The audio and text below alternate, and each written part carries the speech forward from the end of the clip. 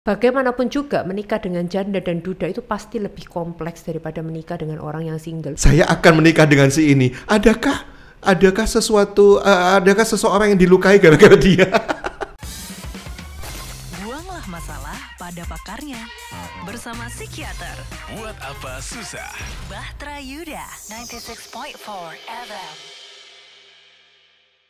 Ya karena usia saya ya dok ya, saya ngerti sih. Saya banyak dijodohkan dengan janda. Ya realistis dong gitu loh ya kan.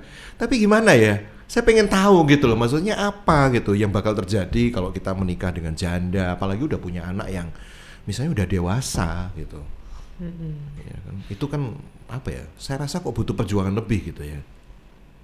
Ya pasti tentunya, karena Anda tidak hanya menikah dengan jandanya, tapi juga Anaknya. Anda harus menerima anaknya, Belum lagi keluarganya juga kan, ya kan? dan juga mantannya. Waduh. Pasti, karena bagaimanapun dia akan tetap ada yang kan tetap menghantui. kehadirannya.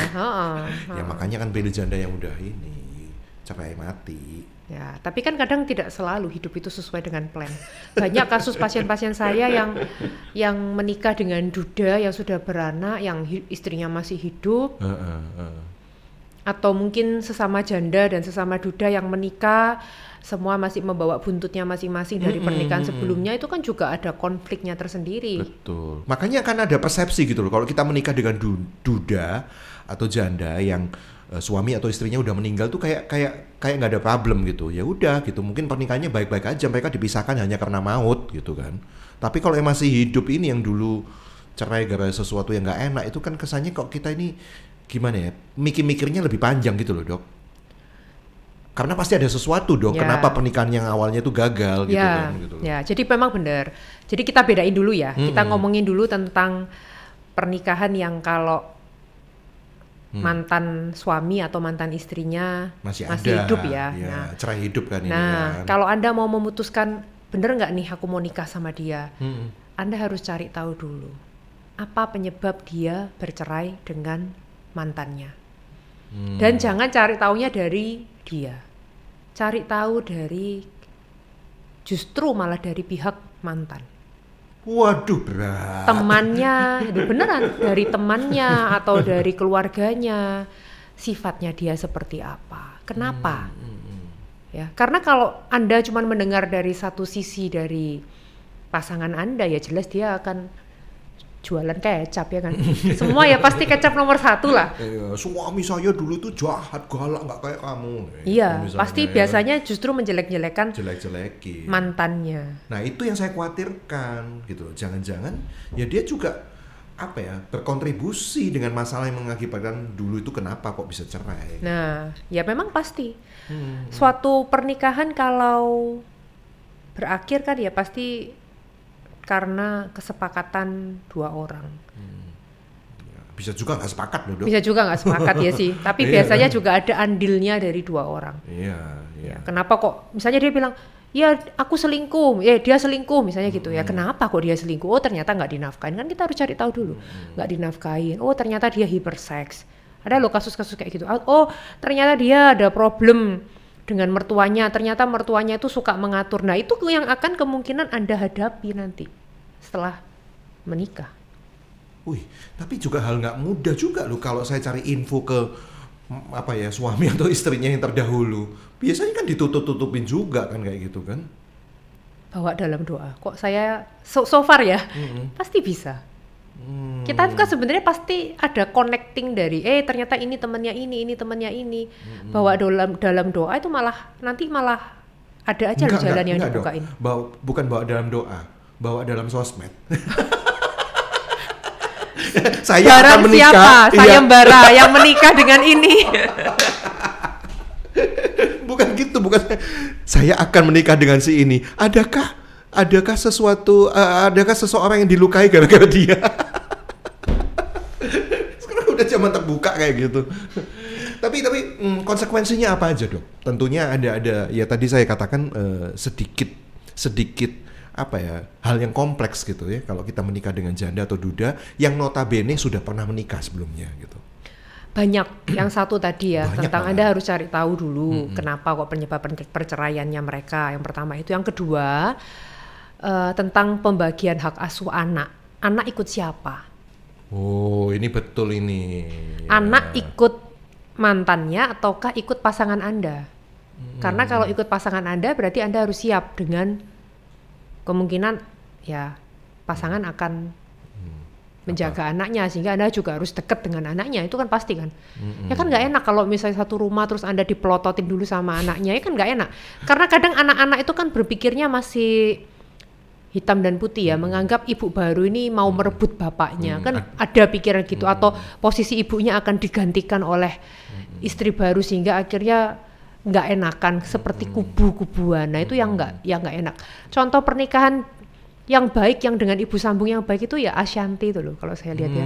Ashanti itu sosok ibu sambung yang luar biasa ya, bisa mencintai anak tirinya dengan sangat baik. Dan dia di wawancara di podcastnya kan dia sempat bilang bahwa dulu waktu dia mau ngelahirin anak sendiri, dia sampai berpikir nanti aku bakal tetap sayang nggak ya sama Aurel, sama kayak aku sayang sama anak yang aku lahirkan dari rahimku sendiri. Ternyata sayangnya itu masih sama, nggak berbeda. Nah, mencari wanita yang seperti ini tuh langka yang bisa sayang.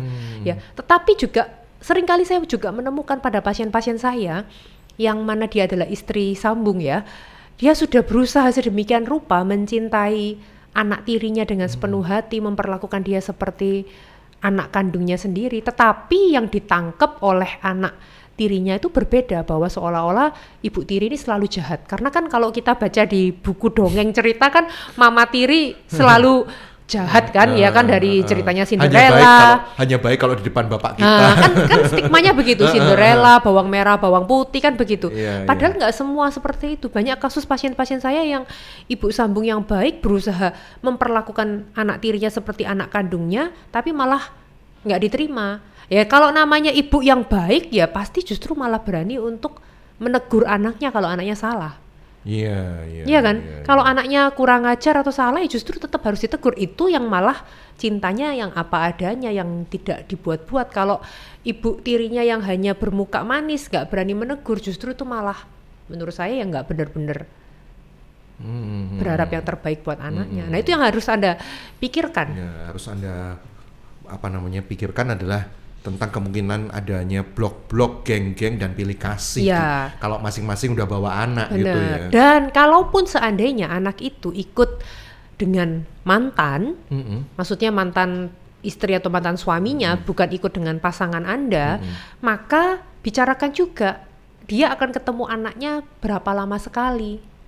Misalnya, tiap weekend akan ketemu, Anda harus siap dong.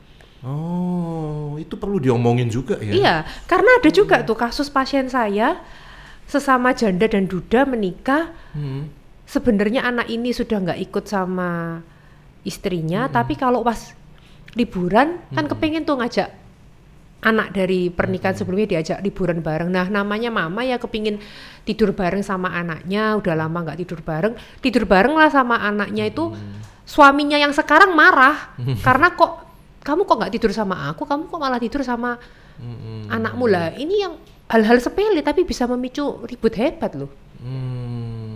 Ya padahal kan nggak tiap hari juga. Nggak tiap hari. Nah disitulah diperlukan toleransi. Iya. Toleransi bahwa ya bagaimanapun itu adalah anaknya, dia juga butuh untuk menghabiskan waktu dengan anaknya. Bahwa yang bercerai adalah dia dengan mantan istri atau suaminya, bukan berarti dia bercerai dengan anaknya. Iya.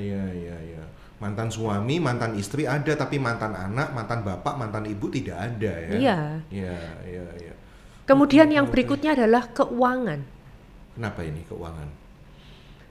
Dibicarakan juga, butuh uang itu berapa untuk mantan suami atau mantan istri ya, suami dikasih uang, mantan istrinya harus dinafkain berapa tiap bulan, kemudian untuk anaknya berapa.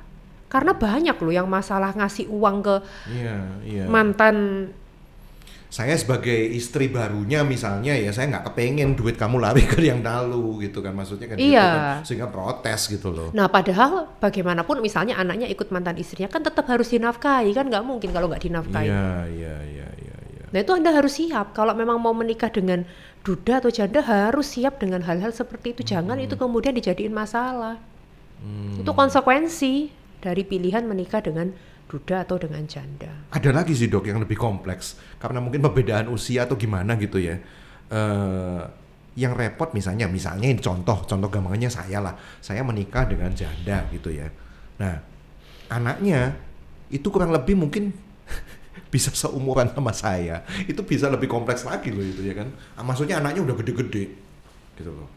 Oh berarti Koko mau nikah sama emak-emak ini ceritanya.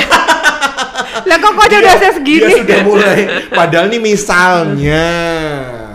Yang sering kali bapak-bapak. Itu lebih kompleks gak sih? Iya itu gitu kompleks. Bapak-bapak nikah anaknya, sama cewek yang lebih muda dan cewek yang lebih muda ini seumuran sama anaknya. Betul. Itu loh.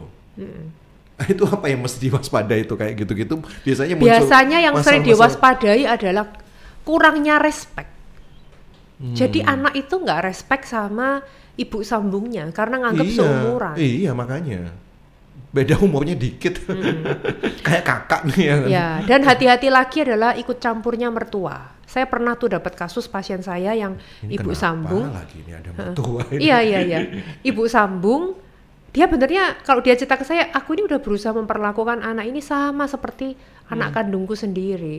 Justru karena memperlakukan seperti anak kandung, kadang mungkin kalau nggak ngerjain PR ditegur, dimarahin, nggak main game terus juga ditegur. Tapi anaknya ini malah mengadu ke mertua dengan bilang kalau dimarahin. Nah, stigmanya waduh ibu sambung ini jahat dan mertuanya kepengen membela cucunya dan malah marah-marah ke menantunya. Padahal menantunya ini bilang, aku ini nggak keenaan loh nikah sama anakmu ini. Nggak keenaan loh aku harus mengasuh ini. Aku juga butuh perjuangan, please hargain, kan begitu ya. Iya.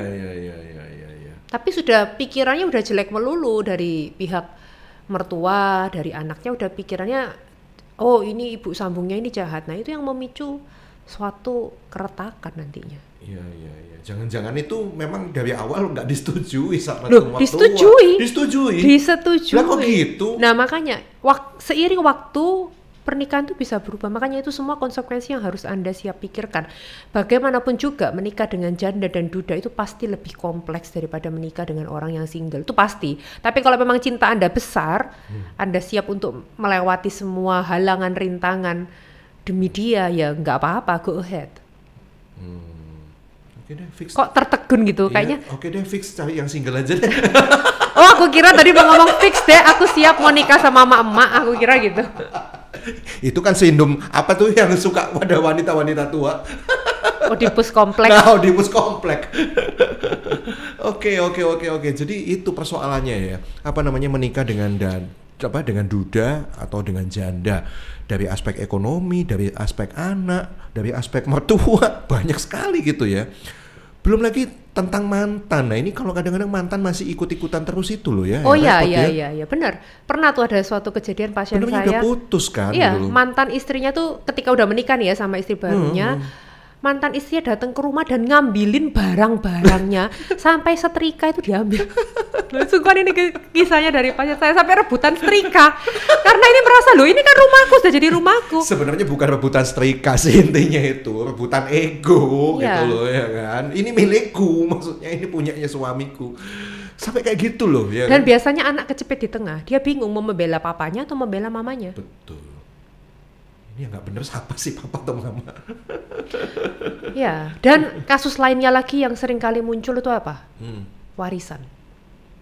Hah? Warisan? Yes, saya pernah ada kasus pasien saya, dia adalah istri kedua, jadi istri pertamanya sudah meninggal, kemudian dia nikah sama pria ini, yang mana pria ini udah punya anak-anak nih, udah punya 3 anak gitu ya, terus ternyata pria ini meninggalkan warisan kan. Nah warisannya ini kan udah ditulis tuh, oh bahwa istri kedua ini dapat warisan. Nah anaknya nggak terima. Dia menganggap harusnya ini kan kamu istri kedua, kamu nggak terima warisan. Harusnya yang terima cuman aku, anak-anaknya itu ada. Itu sering kali juga. Intinya tetap nggak dianggap sebagai bagian dari keluarga ya. Bisa jadi ada kemungkinan kayak gitu ya. Oke. Gimana Anda udah siap gitu menikah dengan duda, menikah dengan janda, Dan dengan segala konsekuensinya? ya, dan konsekuensi yang berikutnya adalah iri-irian antara anak biologis dan anak sambung. Iya juga ya. Iri-irian. Walaupun udah gede ya. Udah gede dan iri-iriannya tuh kadang very simple. Perkara apa? Foto waktu pernikahan itu bisa jadi masalah besar. Loh benar loh. Iya. Pernah saya waktu dulu MC wedding gitu ya, Mas Ian ya. Itu sampai tengkar gitu gara-gara ini posisi di mana antara ya itu tadi yang sambung sama yang biologis gitu. Iya, jadi udah menikah nih, udah punya keluarga baru, udah punya anak, terus kan anaknya ini menikah, ya kan? Nah, yang ibu sambungnya ini kepingin ya udah foto intern aja antara keluarga sambung ini aja yang anak-anak kandungnya dia, tapi yang biologis protes, yang dari pernikahan sebelumnya merasa left behind, merasa ditinggalkan, aku kok nggak diajak, nggak dianggap, itu bisa memicu pertengkaran. Ya ampun, inti semuanya itu apa sih Dok? Inti semuanya kan kayak apa ya? Ya itu tadi yang saya katakan, kalau saya menikah dengan janda atau menikah dengan duda itu kayaknya apa ya? Sebuah bagian baru, lembaran baru yang kayaknya lebih nggak sah gitu dibanding yang pertama gitu. Kalau saya lukiskan dengan kata-kata pandangannya kayak gitu, seperti iya. Jadi kayak nilainya itu ya kayak kelas 2 lah gitu loh. Yang kelas 1 tetap pernikahan yang pertama gitu. Akhirnya begitu. Padahal kan, harusnya intinya kan kayak gitu. Padahal harusnya ya enggak. Ya enggak. Harusnya kan ya sama tuh. Bahkan ada juga yang lucu loh. Ini lucu ya. Kita jadi bahas banyak lagi. Ada juga kasus pasien saya. Pasiennya kok banyak janda dan duda ya dia? Iya. Yang single belum kok. Gimana lanjut. Jadi ada kasus pasien saya ini sama-sama janda dan duda, kemudian menikah, ya, dan kemudian ketika menikah mereka bertengkar, ya, dan mantan istrinya dari si duda ini masih hidup, ya, mantan istrinya masih hidup. Kemudian mereka berkonsultasi ke seorang pendeta, ya. Karena mereka memang sering bertengkar, cekcok gitu, sang pendeta malah menyarankan pernikahan kedua ini diceraikan. Karena harusnya yang sah adalah istri pertama. Nah itu tadi kan ngomong gitu kesannya. Itu kan hati-hati ya kita memberi advice ya. Lah ini piye, ini sudah dinikahin, ini gimana, masa segampang itu disuruh cerai? Iya kan? Nggak segampang itu. Apalagi kalau sudah pernikahan kedua udah punya anak. Ya mungkin yang pernikahan pertama belum cerai kali Dok. Lu sudah cerai secara sah, tapi dianggap secara gereja kan nggak boleh ada perceraian. Jadi dianggap yang sah pernikahan secara gereja adalah yang pernikahan pertama. Itu ada yang seperti itu, pendeta. Itu kalau ceritanya dari istri keduanya konsultasi ke saya, masa seperti itu Dok itu? Malah disuruh cerai. Ya maksud saya nggak segampang itu ya. Kalau sekarang saya udah jadi psikiater tuh, masalah manusia itu kompleks. Kita nggak bisa sesaklek, semudah hanya berdasarkan harus begini, harus begitu secara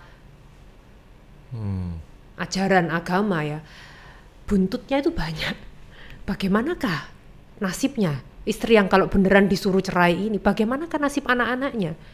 Kalau memang bener dianggap pernikahan nggak segampang itu. Ya bagi gereja kebenaran mutlak kali ya, nggak bisa ditawar gitu loh, bahwa perceraian tidak diizinkan gitu dalam kekristenan ini maksudnya. Sehingga ya jangan cerai. Kalau bisa jangan cerai, tapi kalau sudah terlanjur cerai, sudah terlanjur menikah lagi, masa terus menikahnya disuruh cerai? Nah ini juga sih kan enggak. Iya kan? Karena sudah mengambil keputusan loh. Kalau dia belum mengambil keputusan ya alangkah, ya memang siapa sih yang kepingin bercerai ya, kalau bisa apa yang sudah dipersatukan Tuhan kan nggak diceraikan manusia, yaitu saya setuju. Tapi kalau sudah terlanjur bercerai, sudah terlanjur menikah lagi, sudah punya anak, masa disuruh cerai? Ya nggak juga kali, ya kan? Oke. Baik, semoga menjadi pertimbangan Anda ya, menikah dengan duda, menikah dengan janda tentu saja membawa satu kompleksitas yang lebih tinggi dibanding kalau Anda cari yang single. Kalau cari yang single di sini. Buanglah masalah pada pakarnya. Bersama psikiater. Buat apa susah? Bahtera Yuda 96.4 FM.